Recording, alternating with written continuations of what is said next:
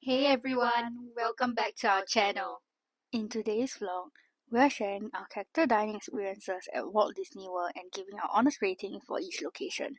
Let's get into it. Our first dining location is Storybook Dining at Artist Point with Snow White, located at the Disney's Wilderness Lodge.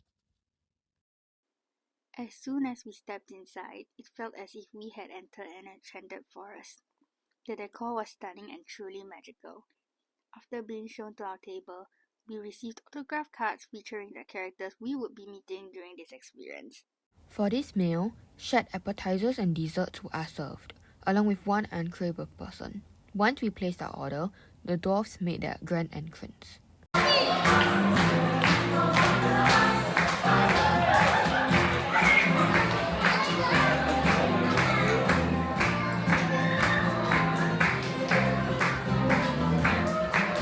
All three appetizers were served together, and we were excited to dig in.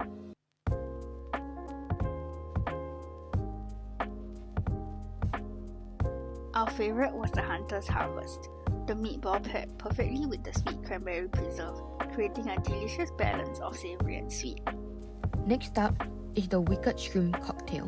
While it wasn't bad, it felt a bit plain compared to the other appetizers. However, it did have a nice zesty aftertaste. The last appetizer was a mushroom bisque with chive oil. Although it was on the heavier side, the flavor was so smooth and satisfying that we couldn't resist getting refills. It wasn't overly creamy or chunky, just the perfect texture to start the meal. While we were enjoying our appetizers, Snow White made her entrance.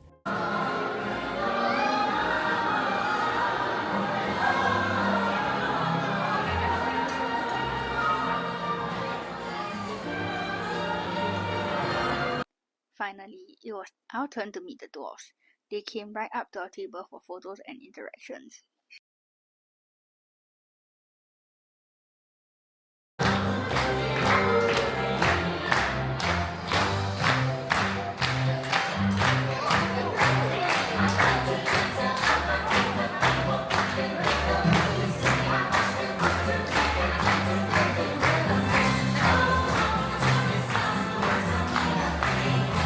Now on to the entrees.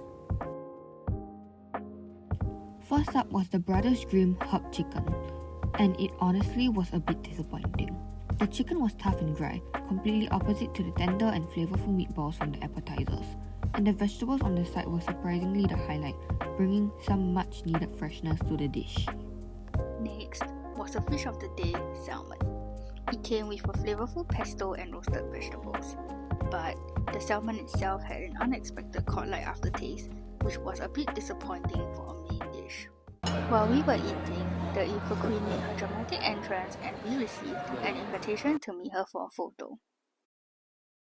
Then came dessert.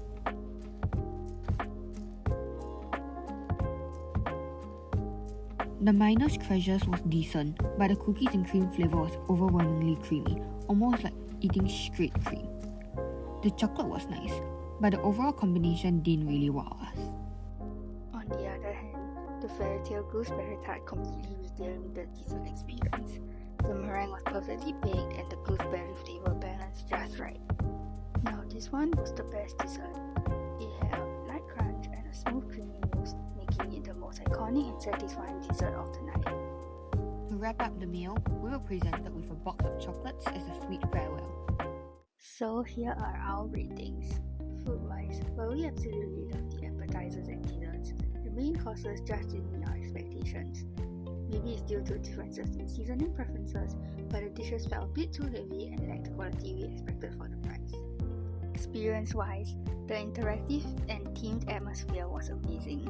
However, the long wait times for the characters to reach our table and the brief interactions left us wanting a bit more. Service-wise, our waiter was incredible, friendly, attentive, and always ready to refill our drinks and appetizers with a smile. Price-wise, considering the premium cost, we would have felt if it was worth it if the mains matched the quality of the appetizers and desserts, and if the character interactions were more frequent and engaging. That said, it still is a unique experience, especially for Snow White fans, and one that we recommend trying at least once. Our second dining location is Cinderella's Royal Table, located at Magic Kingdom Park. We decided to have breakfast here to get a head start on the day and snap some pictures with the castle. Since it was still early, the area wasn't crowded, giving us a peaceful start to our morning. Upon entering, we were brought into a beautiful room to take a photo with Cinderella herself, before heading upstairs for our meal. After being shown to our table, we received autograph cards featuring the characters we would be meeting during the experience. Our breakfast began with a plate of assorted pastries. While we enjoyed them, Sleeping Beauty made her appearance, followed shortly by Merida,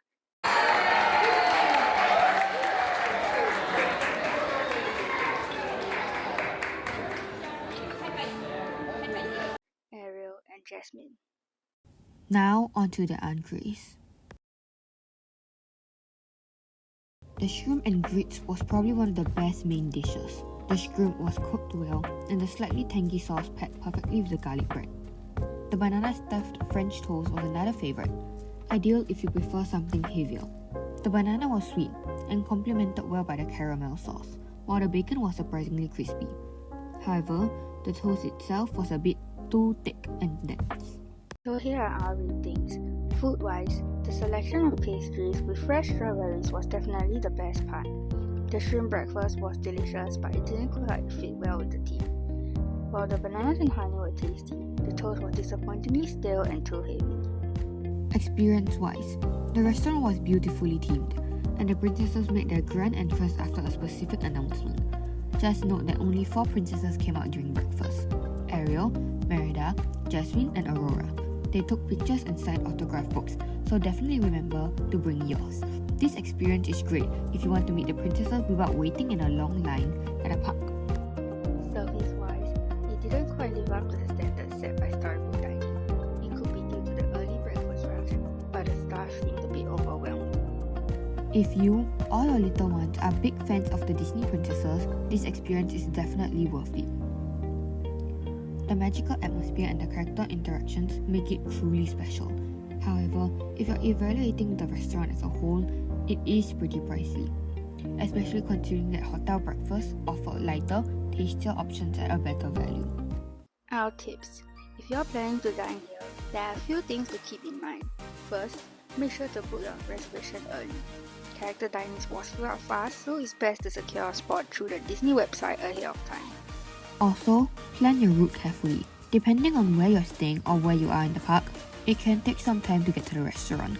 For instance, when we went to the Storybook Dining, we had to take a bus and then a boat to reach the Wilderness Lodge.